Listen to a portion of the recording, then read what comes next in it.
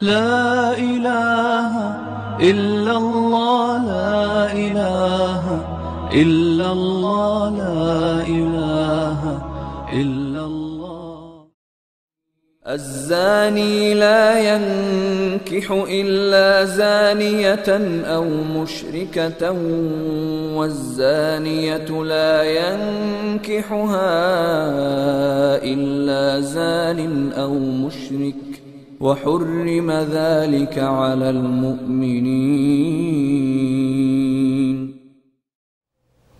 Wal muhsanatu minal mu'minati wal muhsanatu minal ladzina utul kitaba min qablikum.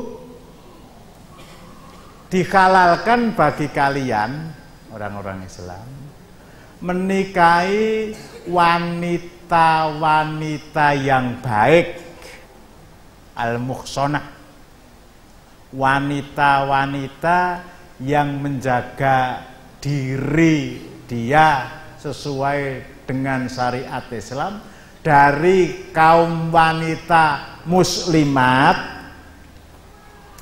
Halal bagi kalian menikahi wanita muslimah yang menjaga diri, dan halal bagi kalian menikahi wanita-wanita ahlul kitab yang juga menjaga diri. Kehalalannya sama, tapi takyidnya, batasannya juga sama. Diperbolehkan kalian menikahi wanita muslimah ya saktrep, yang laki-laki muslim, yang perempuan muslimah. Tumbuh untuk tutup, kata orang Jawa. Yang laki-laki mukmin, yang perempuan mukminah, tapi syaratnya yang muhsanah. Yang muhsanah artinya jangankan menikahi wanita ahlul kitab, menikahi wanita mukminah yang tidak muhsanah, yang tidak menjaga diri, itu tidak diperbolehkan oleh Islam.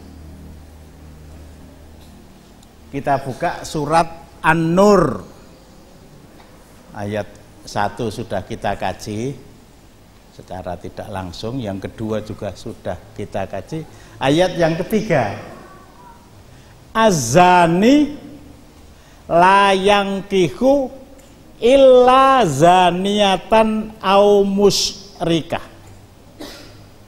wazaniatu la yankihuha illa zanin au musyrikun wa hurrima dzalika alal mu'minin. Tolong Pak Warso, kelihatan nggak kalau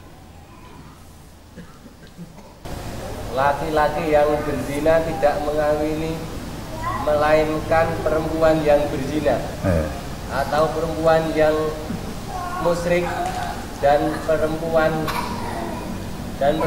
yang berzina tidak dikawini melainkan oleh laki-laki yang berzina atau laki-laki yang musyrik, dan yang demikian itu diharamkan atas orang-orang yang mukmin. Pezina laki-laki tidak boleh menikahi kecuali pezina perempuan atau wanita musyrikah. Pezina perempuan tidak boleh dinikahi kecuali oleh pezina laki-laki atau orang musyrik, dan perbuatan itu diharamkan terhadap orang-orang yang beriman. Imam Al-Qurtubi di dalam kitab beliau Al-Jami'u li Ahkamil Quran mengangkat ada 6 perbedaan di kalangan ulama salaf tentu saja di dalam menafsirkan ayat ini.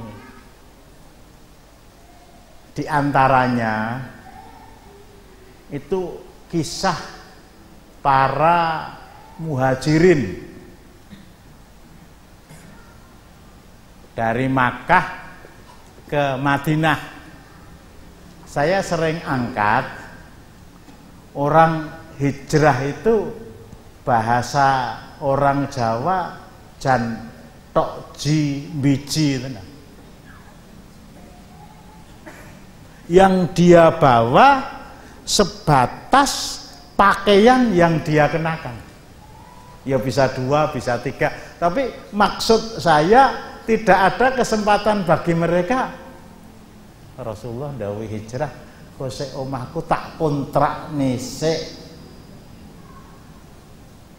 Atau bahkan mau saya jual. Ya tentu saja orang-orang yang hijrah dalam rangka ingin menyelamatkan iman. Dalam rangka ingin menyelamatkan iman.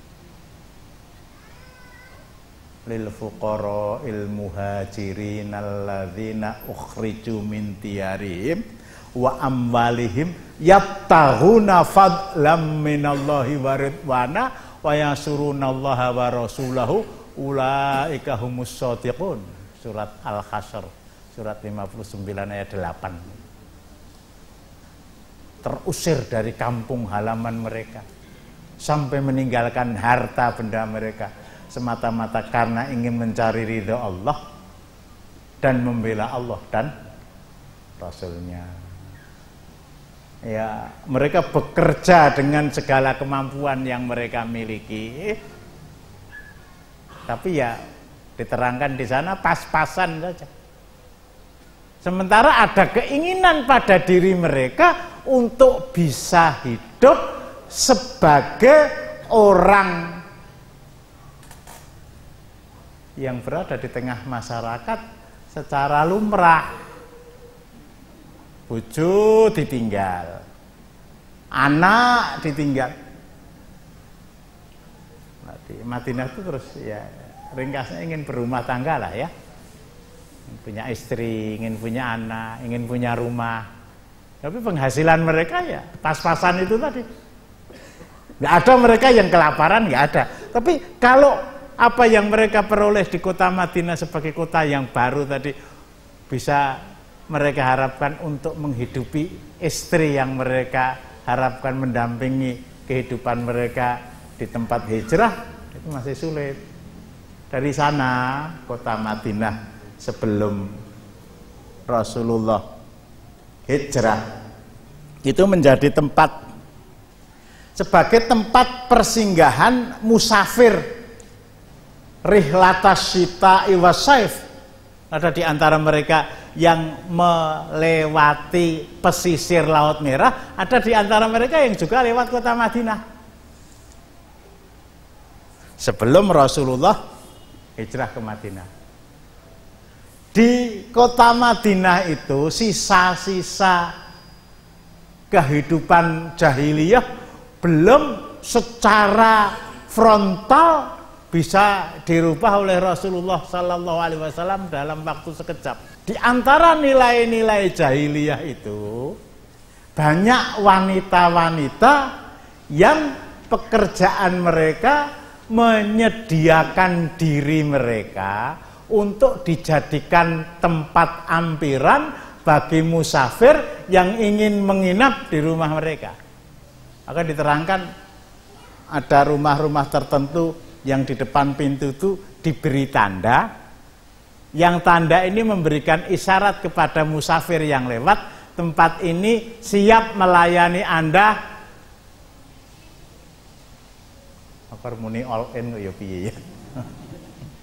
Tapi bayarnya nggak usah 10 juta itu. 10 juta itu kan mut'ah si'ah kemarin itu.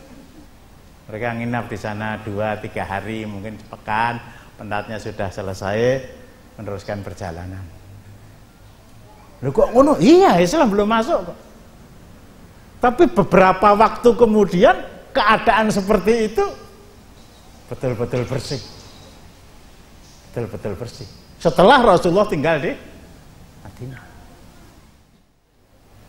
Nah, orang-orang muhajirin karena merasa di satu sisi membutuhkan teman hidup, 2 teman hidup tadi yang tidak terlalu membebani dia di bidang ekonomi.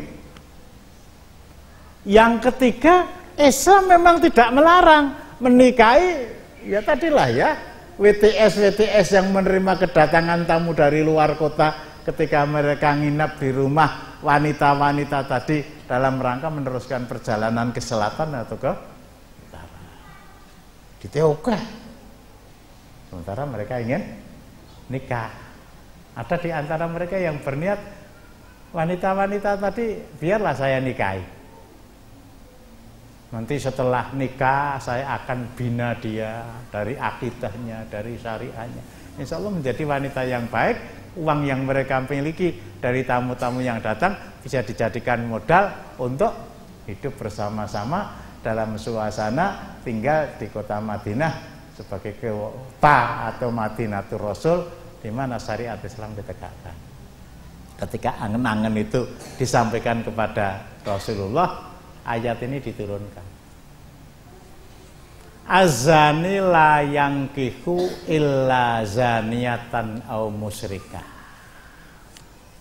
Jodohnya pezina laki-laki itu ya pezina perempuan. Jodohnya pezina perempuan ya pezina laki-laki. Keduanya selain menjadi jodoh, kalau tidak ada pezina laki-laki dan perempuan, ya orang musyrik. Artinya menikahi seorang wanita muslimah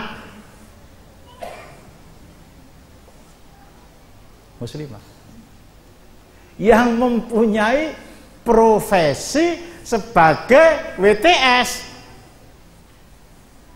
Apa ada? Paling tidak ketika ayat ini diturunkan memang ada. Kalau saya pernah bercerita di Masjid Al-Ikhlas Mendungan itu, salah seorang peserta MTQ Provinsi Jawa Tengah itu dari Kudus. Setelah ditelusuri ada wartawan yang ngusir, loh, kok dari kampung ini? Kampung ini silirnya Solo. Loh, kok suaranya galik-galik turutmu sok. Akhirnya setelah ditelusuri terus dan diwawancari, ngaku memang. Lah apa salahnya Thomas? Pelacur itu bisa baca Quran weladalah. Tapi ini di antara 6 permasalahan yang diangkat oleh Imam Al-Qurtubi di dalam menafsirkan ayat 3 surat An-Nur itu tadi seperti yang saya sampaikan.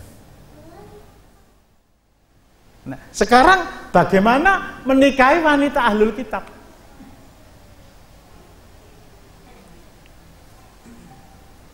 Dua masalah tadi oleh Al-Quran disejajarkan. Diperbolehkan kamu menikahi wanita-wanita yang baik dari orang-orang mukminah, dan diperbolehkan kamu menikahi wanita-wanita yang baik dari golongan ahlul kitab. Artinya kalau wanita mukminah yang tidak baik itu tidak boleh dinikahi, wanita ahlul kitab yang tidak baik juga tidak boleh dinikahi. La ilaha illallah, la ilaha illallah.